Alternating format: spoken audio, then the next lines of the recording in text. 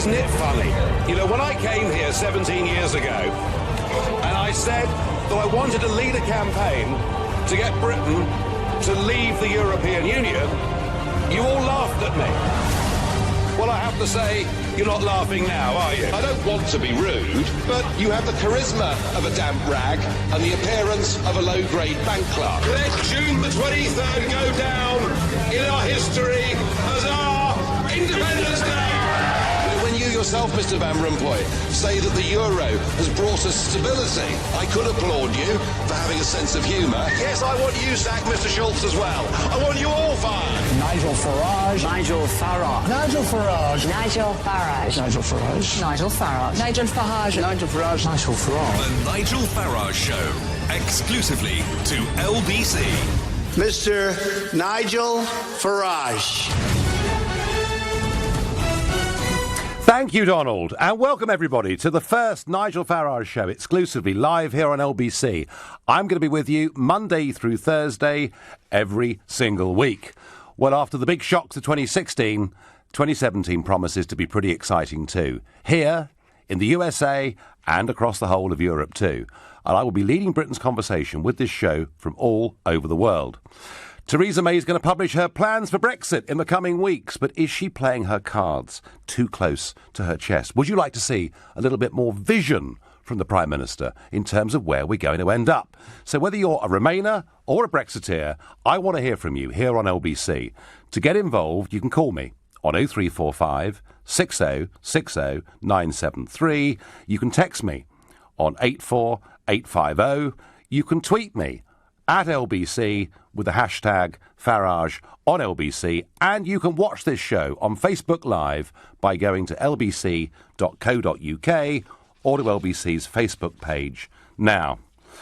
Well, yesterday was Mrs May's first big interview of the year, and as ever, her tone, her manner was reassuring, and there were some words there that Believe voters would have thought, well, that's pretty good. She said, we're leaving the EU. It was rather like saying Brexit means Brexit all those months ago.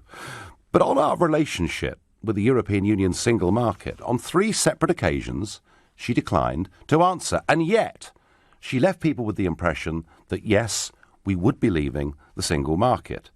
And yet today, when she was questioned by Tom Newton-Dunn from The Sun, she said that we need to operate within the single market, appearing to contradict what she said yesterday. I think the Prime Minister is keeping her cards too close to her chest. I think we need a much clearer vision on where we're going. And OK, you may say, but she was tough, Nigel, on immigration. She sounded really good on that and made it clear that was why people had voted to leave. Well, yes, but didn't we hear all this before when she was Home Secretary? Didn't we from 2010, at every Tory party conference, have this tub-thumping speech, and yet immigration figures at the end of her 6 years were running at record levels? So I want to know, if you're a Leave voter, were you reassured by what you heard from the Prime Minister yesterday and today? And if you're a Remain voter and you believe in the European Union cause, do you still cling on to the hope that perhaps we'll finish up inside the single market, or rather like Norway, in the European Economic Area? Either way, this issue is going to dominate politics throughout 2017. So please, call me now, text, tweet, get involved, because this show is all about you. Do you want a clearer vision from Mrs May about what Brexit really means? And without more ado, I will ask that question to Sarah in Clapham. Good evening. Good evening, Nigel. Hello. What do you think? Do you think Theresa May's sending us in the right direction? I think so. I think that she's done a great job so far. I don't think she's keeping her cards too close to her chest. I think that people that want her to come out and, you know, say exactly what she wants to do and what direction she wants to go in at the cost of getting the best deal in the Brexit negotiations, I just don't think that makes sense myself. OK, so you're saying she shouldn't give away her negotiating hand, and I do absolutely understand the logic of that argument. But Sarah, when you say she's doing a great job, in terms of Brexit, I mean, it's now 7 months since we had that vote. What has she actually done? When I say I think she's doing a good job, I mean she has had so much stick for not putting statements out there and not giving away her position and what her objectives are. And I think that some people might have felt pressured to release some information or let people know, you know, what direction we're going in. And I think that the fact that she's, you know, she's taken it all and she's, you know, I think she's playing her hand well. Did you vote for Brexit, Sarah? I did. You did? So you're happy that 7 months on, nothing very much has happened, and that we're waiting for a Supreme Court judgment, and we've got the European Commission trying to dictate timetables? I mean, all I'm saying to you is, shouldn't she be a little bit more decisive about this? I think whatever Theresa May came out and said, I think, you know, people like yourself are pushing her to sort of say what she wants to do. Whatever she said, you can't please everyone, and people would be picking it apart. She would have to keep coming out and justifying what she said and clarifying what she said, when really all of her energy is better used in negotiating the best deal for the country. I think that people need to give her the chance and get behind her and support her. It's not an easy job she's got. Well, Sarah, I take your point of view, and I was one of those people. I was, you know, I didn't particularly want her to become Prime Minister, but it did all sound so good in those early weeks that I was prepared to give her the benefit of the doubt. I'm just beginning to feel slightly frustrated that month after month goes by without sufficient action. But you're satisfied. Well, you're satisfied. When you say sufficient action, yeah. If you're doing a deal or if you're, you know, trying to buy something or sell something, are you usually the first person to name the price, or are you the sort of man that says, give me your best price? No, I agree with you. She has a negotiating hand. All I'm saying, Sarah, is the only difference between us is I'd like to know what the ultimate end goal of this is. And I think, particularly on the single market yesterday, she was very, very unclear. But Sarah, thank you very much indeed. You are the first caller to the Nigel Farage Show, and thank you. And texts and tweets coming in. A tweet here: if we don't leave the single market, Brexit is pointless. We're a maritime nation who've made our own destiny in the past. We'll do so again. That's in from Will Saunders. And our second caller this evening is Pip, who is calling from Waltham Cross in Hertfordshire. Pip, do you trust the Prime Minister? Is she giving you the vision that you want? Oh dear, no. I voted Brexit, and I'm becoming increasingly dismayed with Miss May, with what I see as her spectacular failure to launch.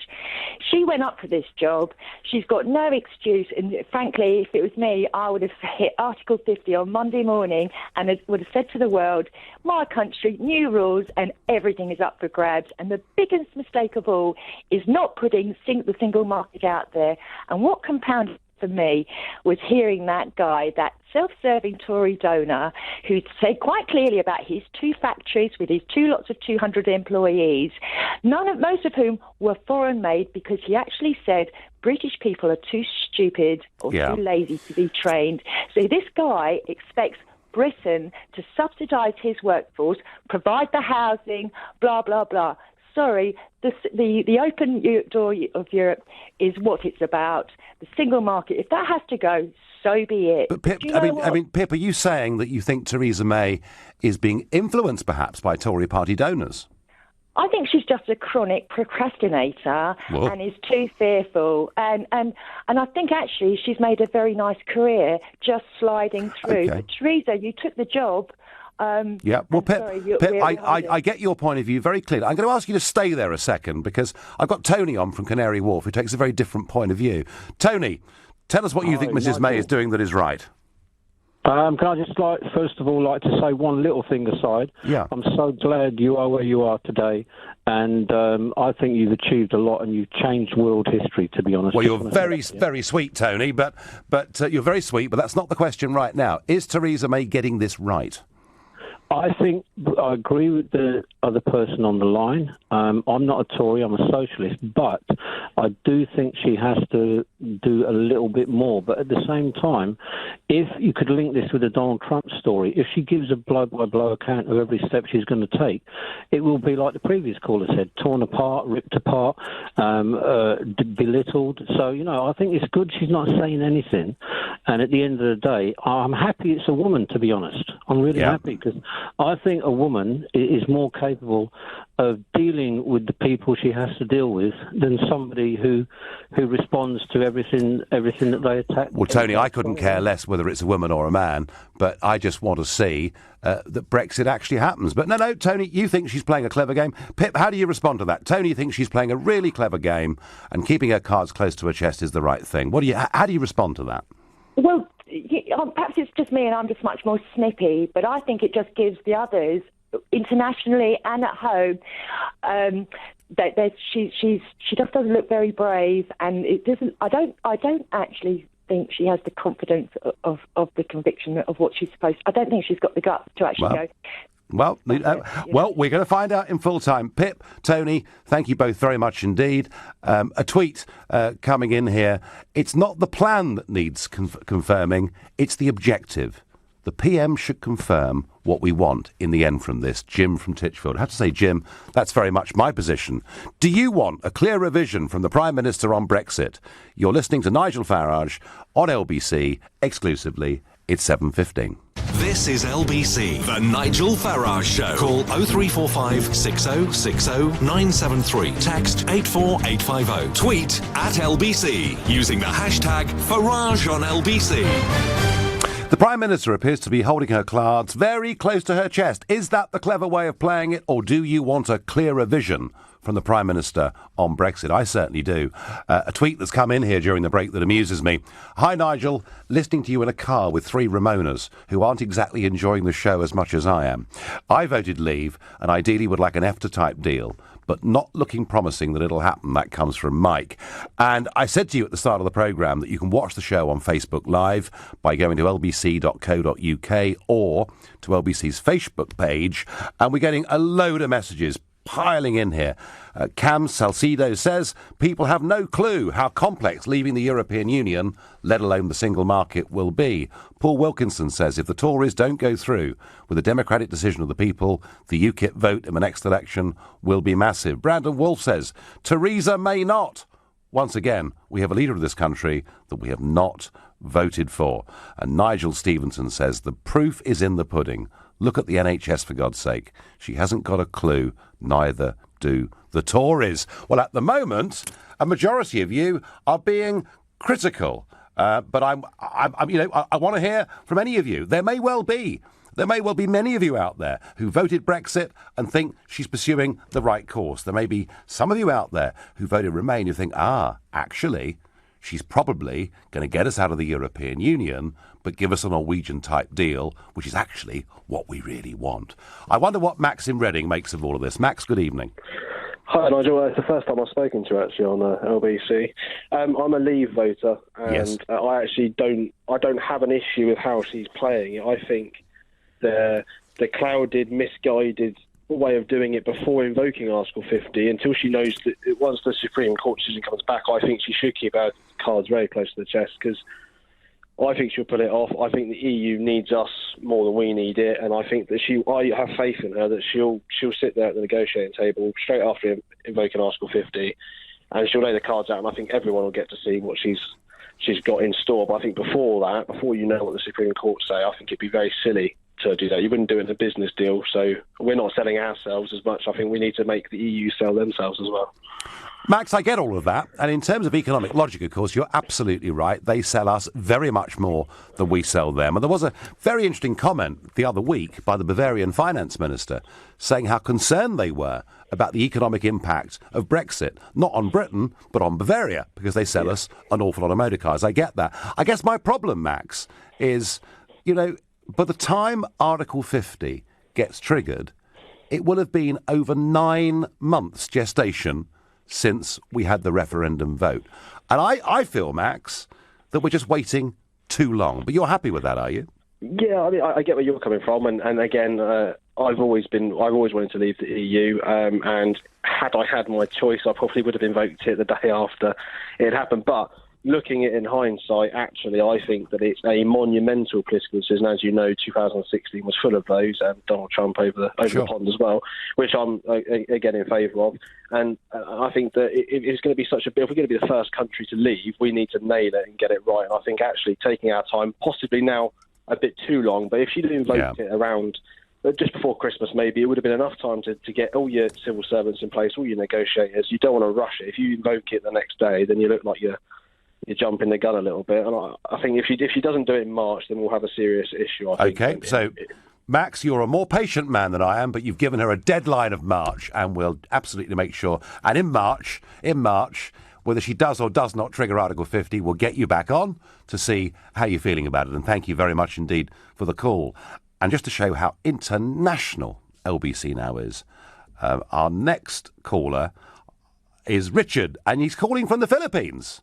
Richard, hello. Hi, Nigel. Hi, Nigel. How are you? What time is it there? It's 20 past 3. 20 past 3 in the morning. Very good. Right, so you're like Donald Trump. You're one of these people that stays up all night and comments on things. Absolutely. I'll be sending some tweets out later. Very good. So, Richard, what do you make of May's positioning on this? Is she giving us the kind of vision that we deserve? Well, look, I think she's stacking her cards, to go into a negotiation as hard as she can. To seem to be serious about she'll pull out if she doesn't, to try and push as much as she can get. What I would like to see is less of the delay. I mean, I run a call centre out here in the Philippines. Yep. The decline in the pound has been dramatic for me. The costs have gone through the roof. I'm looking at 20% costs across the board increase because my revenue is in pounds and I pay wages and costs in a foreign currency. So, I've had a massive impact to my business, and I didn't hedge it either. What I would like to see, I voted Remain, but I am a Democrat, and I was born into a democracy, and I respect the fact that we've got the result and we're leaving the EU. What I don't want is delay after delay after delay. What I need is to know where the currency is going to be. And it keeps moving. May makes the comment yesterday. The pound slips another 1% today. If she keeps on doing this, and she keeps on saying, next month, or well, in March, 6 months after, then it really is screwing it up for business leaders all around the world and in the UK, because we Richard, don't know where we are. Richard, on the currency point, just to be fair, the declining market in sterling actually started in July 2014, a fact that seems to have been forgotten. We had a significant fall in sterling before the referendum even kicked off. Now, obviously, with a roughly 20% fall over the course of 2015, there are winners and losers with this. Absolutely, and you're paying the price. But I have to tell you, I've been going back and forth to America quite a lot for various reasons in the last few months, and I've been a lot of very happy exporters on the plane. Sure. I mean, clearly, if we have political certainty, that doesn't guarantee market certainty, but it does make it that much more likely. Richard, I'm with you. I'd like to see it. I'd like to see it put in the hands of a team of business leaders from across the European Union. And I'd like to see them come forward with recommendations, because business leaders move faster than politicians.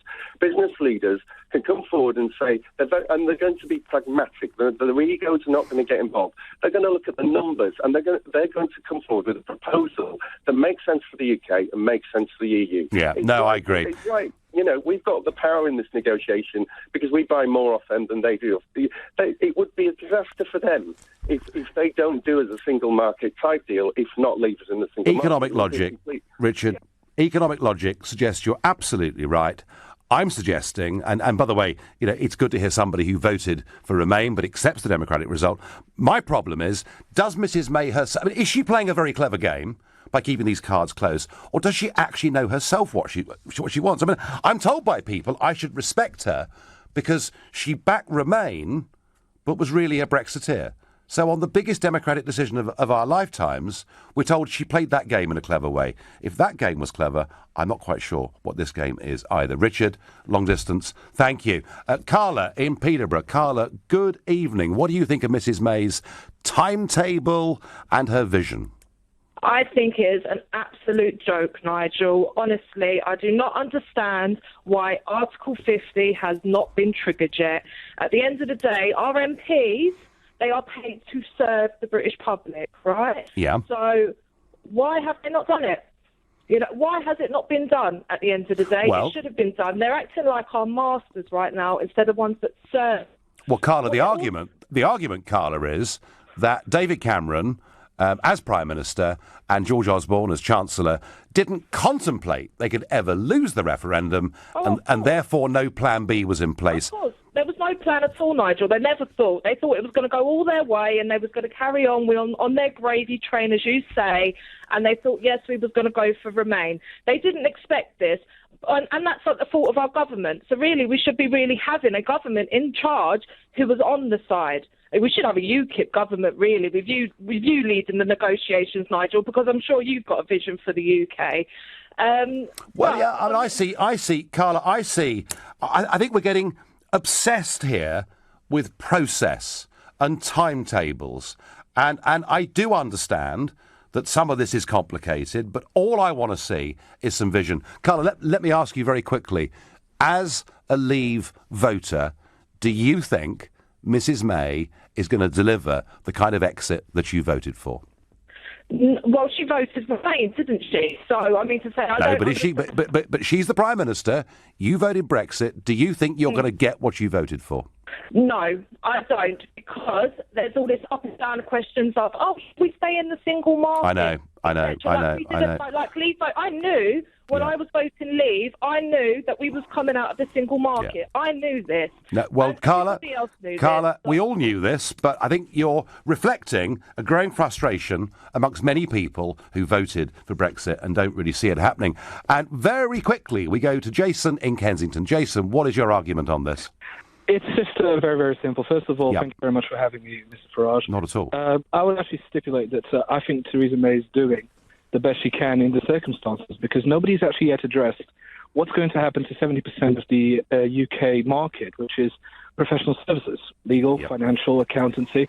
Now, that's a big chunk, and it's usually unmeasured, and it is export services. You know very well, as I do, you've got foreign bodies investing in the UK because of its position with the EU.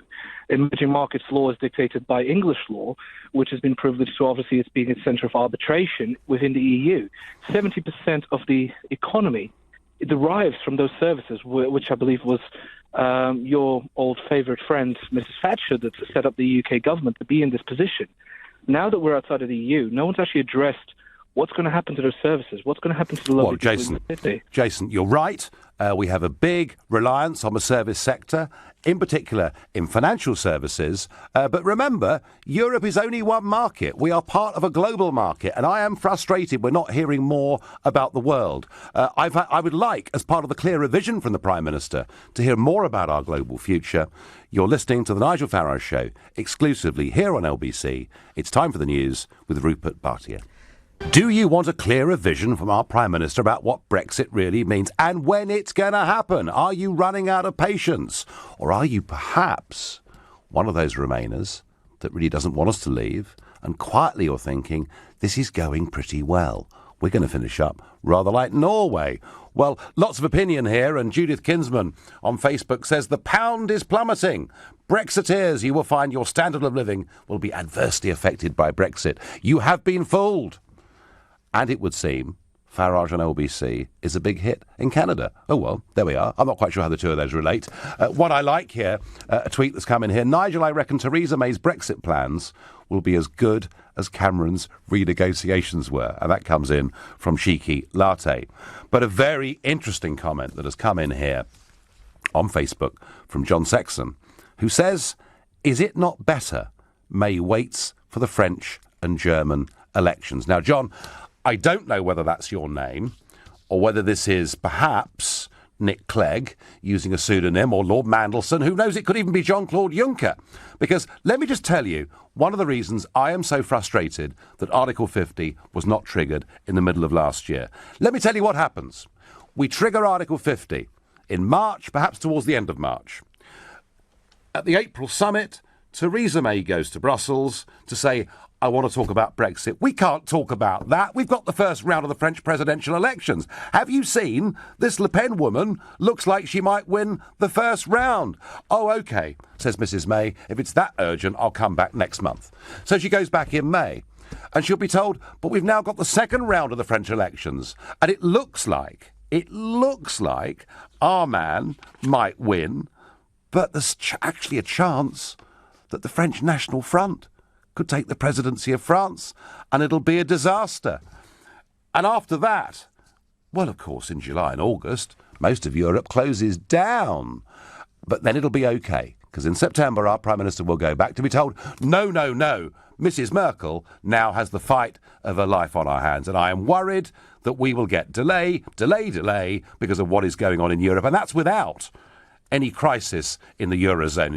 And if you look at the state of the Italian banks, that's not impossible, or without further anger in Italy and countries like that when it comes to the migrant crisis. So I am deeply frustrated, and I begin to think that this could be quite a difficult year for some of you who are getting frustrated already. People like Vicky Timmins on Facebook, who says, been patient for 7 months, patience sorely being tested. May thinks the EU will fail first. That would just be great. Well, it would solve Mrs. May's problem if the European Union fell to pieces this year. But I don't think that is the basis on her delaying. I'm going to ask John in Barnstable. Do you think you're getting a clear vision from the Prime Minister, John? No, not really. But my beef is this. The Lisbon Treaty was discussed in the House of Commons, yes? Yes. Why wasn't Article 50 sorted out then, with all the politicians there? Because, John, in those days, there was virtually nobody, in fact, just a handful of MPs in the House of Commons who even wanted to campaign for Brexit or thought it was a reality. I know that. But this is democratically elected MPs. Yep. They're supposed to be thinking of everything, right? Because they're wise people. They're lawyers. They're solicitors. Yeah. Well, they might be well educated, John. Whether they're wise is a very different point. And from my experience of them, very few of them are streetwise. So, John, you know, they could have discussed Article 50 at the time. They didn't. Nobody ever thought it was actually going to happen. I wonder what Joe from Crystal Palace makes of all this. Joe, good evening. Hello there, Nigel. Yes, nice to meet you, mate. Just sort of, it's a privilege, obviously, to to speak to you, and especially with the way that you've got Donald Trump's here, it's pretty amazing, really. I must say, many of your policies I do agree with. Many things that I don't. Well, actually. But what about my increasing frustration with the Prime Minister's lack of vision and this whole thing? It seems to me taking rather a long time. Well, I think ultimately Theresa May stuck within between a rock and a hard place. She didn't bargain on being in this position, in 2015. When the Tory government won an overwhelming majority, everyone thought, and I think possibly even yourself, that David Cameron would still be the Prime Minister now. So she's got a position which, is very unenviable. Frankly, and I don't mean to be disparaging about the Prime Minister on national radio, but she's one of the most evasive people that I've ever heard in my entire life. She doesn't have a clear position on anything. No. Now, me personally, I don't believe leaving the single market is a particularly wise idea for the United Kingdom. Now, I know that you fundamentally disagree with that. But Joe, that is what we voted for, isn't it? To be honest, I think that's open to interpretation. I mean, the question that was put to the British public was, would you like to leave the European Union or there or thereabouts? Yeah. There was no specifics with regards to whether we stay in the European Union, whether we keep a model which is like the Norwegians have, or Switzerland, or so on and so forth. I mean, if you look at other countries within Europe that are completely outside of the common market, they're the likes of, Belarus, Serbia, Russia. They're still technically within Europe, or at least their country is. Yeah, but Joe, come on. Switzerland and Norway are outside the European Union, have their own separate arrangements. With Norway, it's a halfway house. Switzerland are completely out, and they are the two richest countries in Europe. But they still have freedom of movement on the most part. I know that the Swiss are trying to renegotiate a deal. All I'm saying, I don't know your background, but I believe you used to work in the city. I think so much, not even I think, it's a fact, so much of the tax revenues of the British Treasury takes in comes from the city.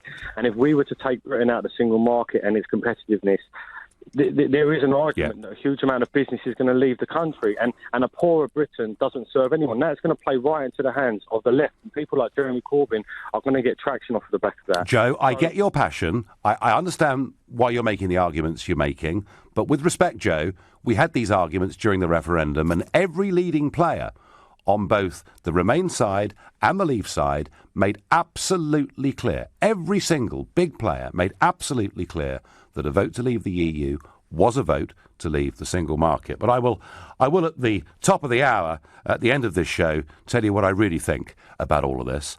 But I wonder what Catherine in Dallas, Texas, makes of all of this. Catherine, hello.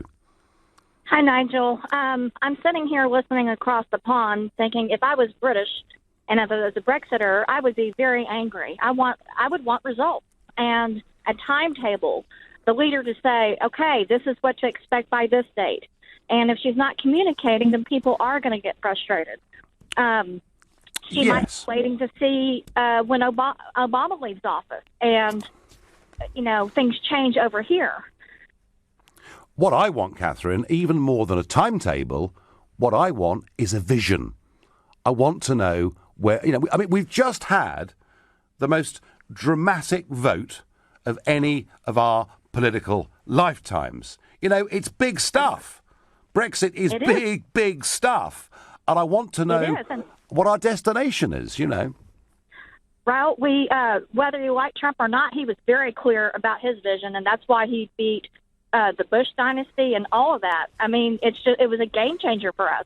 And we were watching your election in huge disbelief, and I'm for it. I think Britain deserves better. But no, so do I, Catherine, and you're quite right. Trump, whether you like it or not, Trump is clear. He's going to close the border with Mexico. He's going to get rid of all the climate change legislation, and he's going to do everything he can to put people back to work in blue-collar jobs. Catherine, some people hate Trump, hate what he stands for, but you're right. At least there is clarity with what he stands for. And Catherine, I thank you very much for your call. I wonder what Matthew at Heathrow thinks of Mrs May keeping her cards so close to her chest. Hi, Nigel. Yeah, I'm a Remainer, and I was a Conservative voter, but I basically think Theresa May is not really keeping her cards to her chest, but she hasn't got a clue. What's highlighted when the ambassador resigned last week. And basically, I think that there's two things what she should do is, number one, because, the Conservative, they was to remain, and they lost. Well. Were you a Remainer because that's what Mr Cameron wanted? No, I was a Remainer because I think we've been working within Europe with the single market for over 20 years, 30 years now, and we've got so much close relations. We've got to keep a relationship there. But I think now we're in a corner. I accept that we've got to leave, but I think Theresa May has got to get all the people from the other parties what was voting to Brexit, and it's got to be sort of a team of people discussing it together. So you would agree, Matthew, that there is a lack of clarity here, yeah? Yeah, no, I think she hasn't got a clue. But I think the important thing is that the second thing, what she should do is, whether it's herself or whether she's got to get our MEP to basically to try to change Europe while we're still in it. Because I think that other countries have got the same issues about... I think the crises, Matthew, within the European Union are really too great for them to listen much to the British. By the way, you were a Remainer, but do you now accept the result and think we should get on with it? Yeah, well, I think we should get on with it, but triggering an Article 50 is going to be the time bomb. I've been travelling around Europe, and everyone is sort of saying, as soon as we trigger that Article 50, they're not going to negotiate. They just want to fine us. Well, you may be right, and we may have to make it clear at some point, Matthew, that if they don't play ball, we will walk away from the table. Do you want a clearer vision from the Prime Minister on Brexit? You're listening to the Nigel Farage Show, exclusively on LBC. It's 7:45. Are we getting vision and clarity from our Prime Minister about Brexit? Well, there was some confusion after yesterday's interview. So today, she tried to clear the matter up when she was asked about the single market. Will we be leaving? Will we be staying? And this is what she said. She said, we will be outside the European Union, and therefore we will be negotiating a new relationship across not just trading, but other areas with the European Union. So is that clear to everybody? Or, like me, do you think, frankly, it reads like gobbledygook, and we're no closer to knowing whether the Prime Minister herself knows what she really wants?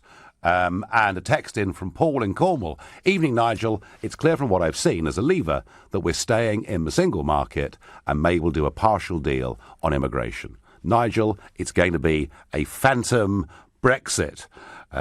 Sheila Ellison on Facebook says, do we need a UK form of draining the swamp of civil servants who are working against the people's wishes?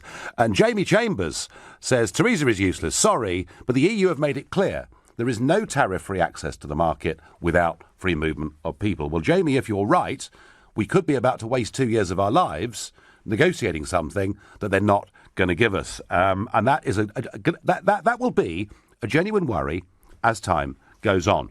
But our next caller is Chris in Manchester. Chris, good evening. Do you think we're getting a clear vision from the Prime Minister? I don't really, Nigel, but that's not exactly why I phoned up to discuss. Isn't it? I wanted to ask you a question, actually. Oh, go on.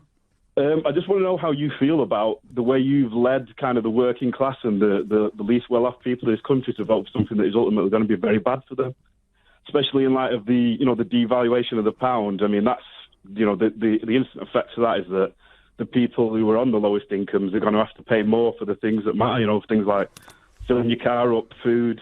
Obviously, that's not something that's going to affect you, but all these people it is going to affect, and you're the one who's convinced them to vote for this. Well, hopefully, Chris, there'll be more of them in work, because what is happening is actually very, very good news for UK manufacturing. The figures since Brexit have been excellent, and that is being reflected across the board. Indeed, all the scare stories. One of the things we were told, Chris... It doesn't matter if they're in work, if they're earning a pittance, so does it, Nigel? Well, like I said, you're not going to be affected by the price. And by controlling... 20%, are you? Chris, by controlling open door, completely unregulated, free flow of unskilled and semi-skilled labour, there is a genuine chance of the marketplace paying them more for what they're doing. But that's not what happened yet, is it, though? That's not what happened. Well, actually, Chris... We've seen that the pound's value has plummeted significantly. Actually, Chris... Result, things are going up in price. Actually, Chris, let me tell you what's happened since Brexit. In political terms, nothing.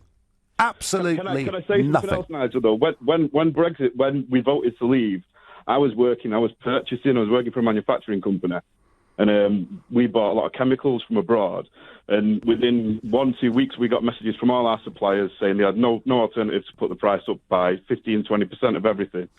So the ultimate knock-on effect of that is that price of everything goes up that we're manufacturing. Our shareholders aren't going to take that hit. Do you know, Chris... The company still needs to be profitable. Do you know, Chris, during the 1980s... Those products that get hit. During the 1980s and much of the 1990s, Germany had a very strong Deutschmark that went up year on year on year, appreciated hugely against all their trading partners across the rest of the world. It made, of course, the cost of many things go up. And do you know what happened to German industry and German manufacturing? It adapted to that by becoming more competitive. It adapted to that by using new technology.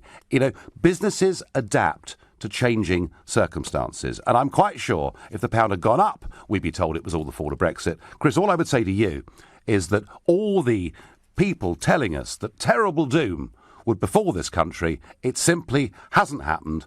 And the fall in the pound, and I repeat this because it's important, the fall in the pound started in July 2014. The graphs and charts on it are completely clear. And Chris, no, I do not feel guilty about duping people into anything. I hope and believe I was as absolutely open and dead honest as I could be, not just in the referendum campaign, but in the previous 25 years. But I wonder what George in Walthamstow makes of Mrs May, the vision or lack of it. George, good evening. Good evening. I don't have a problem with it, Nigel. In fact, I welcome it. I like her fussing about.